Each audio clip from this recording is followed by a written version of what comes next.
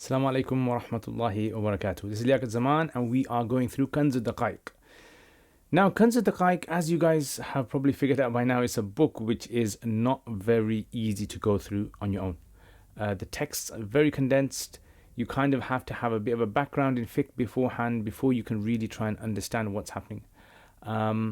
So that's the first thing. And the second is that what you can do is you can actually, if you go on my YouTube channel, you can go to the videos, the playlist, and I'll try to put it in the corner somewhere over here, I think it's over here.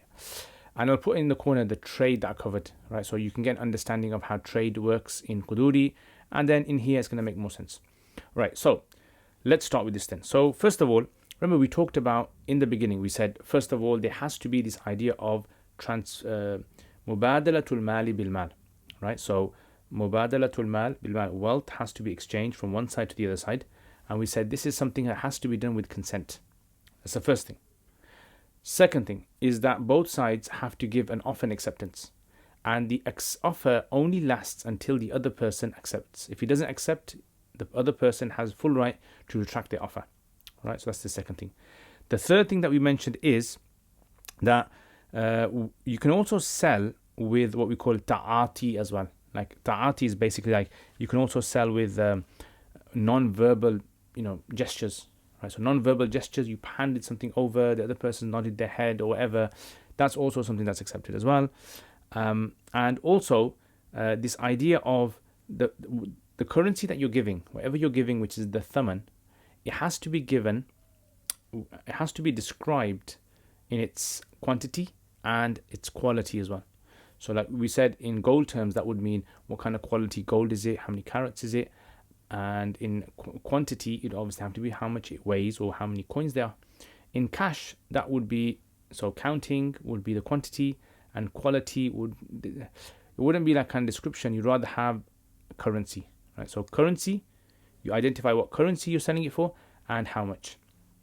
Okay, we'll talk more about that next time, not today, inshallah. And then we said this is only for that thaman which is not pointed at. If you've got it in your hand and you're saying, right, I'll give you this, and that person says, okay, I'm happy with that, then you don't even have to mention how much it is, right? Because remember, the idea is in transactions is just as long as both people are happy and there's no sort of like haram transaction or item being sold, it goes through. All right. Today we're going to be talking about another thing. So he says, وَصَحَّ بِثَمَنٍ حَالٍ وَبِأَجَلٍ مَعْلُومٍ. So transaction صَحَّ, it's valid, بِثَمَنٍ حَال, with an agreed price that is immediate, cash. Or you can even do it with a deferred, أجل معلوم, meaning a date that's known. Yeah, بِأَجَل معلوم. So in other words, you can sell it cash or you can sell it a bit later on. How does this work? So for example, let's say I'm buying a car. Some car companies will sell you the car and you can pay all the money cash. Some car companies, on the other hand, might say to you, well, you can actually pay us in 6 months' time if you like. Right? So they give you like this kind of period of time where you can collect the money. So both of these are permissible. So in other words, if you want to buy an item which is cash, you can buy it. If you want to buy an item at a deferred date, you can also buy that. Now, when it comes to a thaman, first of all, we're going to look at the term thaman.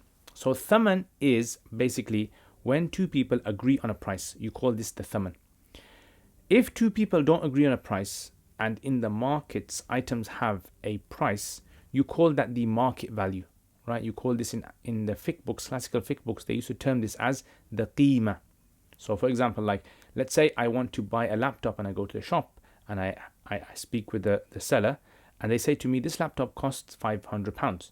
That means that £500, because there's this bargaining going on between us two, that £500 is what we call a thaman, agreed upon price. However, if I'm looking through, let's say, a catalogue, Argus catalogue, or I'm looking through, some other, then the market value is what is being presented. Usually it's the market value that people are saying that, this is how much it costs, and this is the price for which the item is being sold for. So therefore you have these two, this is called the qima. So you have something which is known as the agreed price, the thaman, and you have something which is known as the qima, right? So qima is something which is different, thaman is different. Now remember these two terms, make a note of these two terms. When you are willing to buy something from someone and they've told you a price, you call that the thaman, agreed price. And when you are not into a contract, if you're not kind of getting into a contract and there's no agreement, the price of the item is known as the qima. So why do you need to know this for? Right. One of the reasons why you need to know this is because, let's say, for example, I don't know, I go to a shop and I pick up a laptop and I say to a person, look, I want to buy this laptop. And the guy says to me, it costs £500. We're selling it for £500. And I say, I'm thinking about it. And that amount I have to pay them if I agree is going to be £500. Now, if, for example, I agree to this and then I take the laptop and I say to them, you know what, is it okay if I pay you tomorrow? And they say, yeah, sure.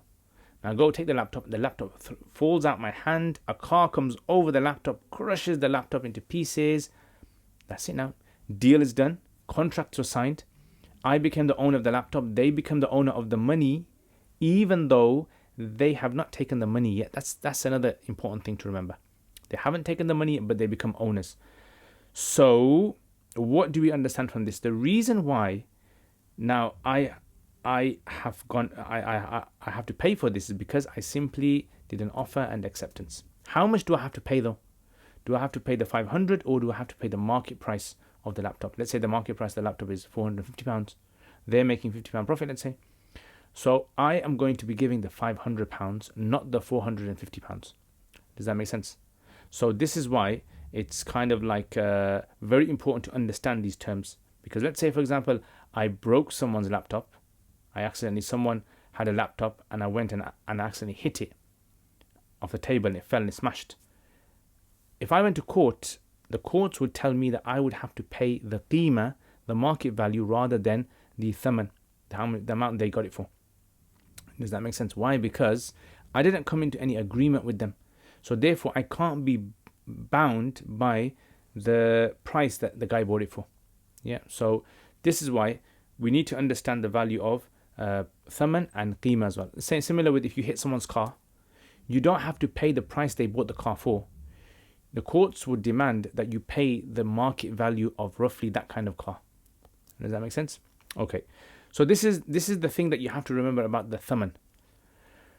Right. So next thing that you have to understand is when we come to buying and selling, right? So like I said, there's two options you have over here. You can buy immediately or you can buy delayed, deferred. Both are fine. Technically, I mean, if you think about the logic behind it, you should have to pay your cash immediately. But it's a kind of like this, Hanafis have this rule, which is basically cash is different from an item. Like when you sign a contract to buy something, what's more important in that contract, the cash or the item? So let's say I'm buying let's say I'm buying a car. So if I sign a contract to say I'm buying the car, what is the most important thing in that contract? Both can't be. So it's either the cash or it's the car. So generally they say the car because people are kind of like, the world obviously runs on money, but people don't want money for money. People want money as a means to get something else material, right? So they want the money to buy them something else. So that something else is more important than money. So this is why the Hanafis say that in a contract, when you have a contract, the most important thing in the item is the mabi, the object of sale, not the cash. Because cash is something that it's not specific to a transaction. It's not specific to a transaction. Like, for example, let me give you an example. Imagine I was to, let's say, for example, I come to you and say to you, can I buy your pen off you? And you said to me, yes, it costs £5, very expensive pen. I said, okay, £5 pen, I'll buy it. And then I take out £5 and I say, I'll give you this £5 for it. Now I'm pointing at it, aren't I? So you're saying, yeah. And then I say to you, okay, when it's time now to pay, I say, actually, you know what? I'm going to give you 5 single pound coins. Yeah, 5 coins. You can't say to me, no. You said you're going to give me that £5 note. I want that £5 note. You can't do that. Why? Because the Hanafis say that cash, money, it's not specific. Like, I don't owe you a specific form of cash, except for the amount that I've told you. Remember like we mentioned last week, the qadr, the amount, and the wasf. As long as I've described to you what I'm going to give you, that's what I'll give you. In fact, even if I point at something, I'm going to give you this. I don't have to give you that. I can give you something in exchange for it, as long as it's the same in amount. So this is why The Hanafi say that cash. So therefore, this brings me on to the next point, which is, let's say for example we have two people, right? Oh, hello, salam alaikum. Say salam alaikum to them, right? So this guy is selling a car, and this guy has got the cash. So now what happens? This guy, in the contract, if he's selling the car, yeah, brum brum brum, he's selling his car, and this guy's got cash. What does he have to give for this contract to be done? This guy will have to give the cars in it, because the contract was based upon a particular specific car. So if he does not deliver the specific car, he is breaking the terms of the contract. But this guy, let's say he's selling the car for £5,000. This guy does not have to give him a specific 5,000. He can give him any 5,000. You can give him 5,000 from his bank. You can give him 5,000 check. You can give him 5,000 cash. You can give him whatever, right? As long as he's giving him 5,000 pennies, yeah, 5,000 pounds in pennies, 5,000 pounds in notes, whatever. So what happens is when these two guys agree on a contract, when this guy says, I want to sell you my car, and this guy goes, I'll buy the car off you. How much are you selling it for? I'm selling it for £5,000. He goes, okay, I accept. Ijab and qabul is done. Yeah, offer, acceptance is done. As soon as offer and acceptance is done, this guy goes, hey, I've become an owner of £5,000. And this guy says, I've become an owner of a car. Immediately, they both become owner of the other object or the other item straight away. Only thing is that the car, we know what it is, but the cash, it hasn't really been defined yet, right? It's been, you've mentioned in the contract how much cash you want, but it's not like which, is it going to be in the form of pennies or pounds, notes, or in check, whatever. So therefore, this is the next stage, which is possession. So one is ownership and one is possession. So in other words, the rule is, before possession takes place, if the item of sale gets destroyed, the contract will become nullified. Yeah. So if this guy, before this guy gets his car, before he gets his car, if the car gets destroyed, like this guy's bringing the car, driving it brum brum brum brum brum to his house and smashes into a wall, messes the car up, the contract is automatically nullified. Why? Because you can't deliver the item that you agreed to sell. Yeah. You can't. So therefore, possession hasn't taken place. And if possession doesn't take place, it means the contract has not been completed. This guy, on the other hand, let's say this guy's got the car, and this guy says, I'll come to your house to pick up the car. So he's going with his £5,000 in his suitcase. It's coming. And what happens? The £5,000 drops in a drain and disappears. It's gone. Yeah. So now, will the contract become nullified because the £5,000 lost? No, it won't. Why won't it be? Because £5,000, he can actually get another 5,000 if he has it, or borrow it from someone, and he can even give that, because cash is not specified until possession takes place. So if this guy brings the £5,000 and he hands it over to him, let's hand it over. Come on, take your hand out. There you go. Here's your 5,000. Now it's become his now. The 5,000 become his, and this guy can't change it now. Right? So, like we said, ownership is one thing. Ownership transfers as soon as the offer and acceptance is done. Possession only transfers when they take the item. It's received. There's receipt, basically. And that's it. So, once you've understood that, I hope that makes sense. Now we're going to go to the next thing, which is, he says, صَحَّ بِثَمَنٍ حَالٍ. You can sell it for cash, immediate cash. وَبِأَجَلٍ مَعْلُومٍ. And you can also sell it for a deferred date. Right, deferred date. So, sometimes, you might want to buy something and then you kind of don't have the money on you, or maybe you've got the money in the bank and you've got to go and get it out of the bank, or, something like that. Maybe you go to a restaurant or a takeaway and you buy some food and you say to the guy, is it okay if I pay you tomorrow? I don't have any cash on me and the banks are closed. And the guy goes, yeah, it's fine. Those kind of situations, people need deferment, right? So when you defer something, you're actually making it easier for customers to gain more customers. So this is why the Sharia has allowed it, for ease purposes. And the Prophet ﷺ, on one occasion, he actually did a transaction with someone, a Jewish man, and he agreed for a deferred payment for some food. So he bought some food off him, and he agreed that he's going to pay him at a deferred date. So this deferment of payment is actually something which is allowed, right? Credit sale. And this is kind of like a very common thing that happens nowadays. I mean, sometimes you go to buy some sofas and then you buy the sofa and they say to you, you can pay in 6 months, or you buy a car, or you buy something which is quite expensive, or even laptops, and it's kind of bought on finance where you pay in installments. Even that's allowed. So you can pay cash, you can pay installments, you can pay at a deferred date. Right, all of these are permissible. Let's say, for example, like you go to buy a car, and the car dealer says to you, well, we've got two options for the public. You can either pay now and you pay £10,000, or you can pay over 2 years, or at the end of 2 years, but you're going to be paying £15,000, 5,000 extra. So is this allowed? Yes, according to the majority of scholars, this is allowed. Why is this allowed for? Because you're giving the person two contracts, like you're presenting him two contracts, and you're saying, okay, which contract do you want? Do you want the contract where you're going to pay now, or do you want the contract where you're going to pay later? All right, so as long as let's say these contracts are presented to me, as long as I agree and say, you know what, I'll take the 2-year one, and I sign that. As long as I sign it or agree to it before like the offer and acceptance is over, then that's fine. But if I step away from the gathering, if I walk away from the meeting, without me agreeing to any of the two, then this is not allowed. Hanafi say this is what we call a defective contract, right? A bayt fasid. Right? So this kind of deal that people do, this is permissible. Doesn't fall under interest, right? Even though some companies might say there's an interest, but they don't really mean what we talk about interest. They're just talking about a profit margin. In other words, they're going to make more profit from you if they sell it over 2 years rather than selling it, with cash immediately. All right. So this is something which some people kind of generally ask about.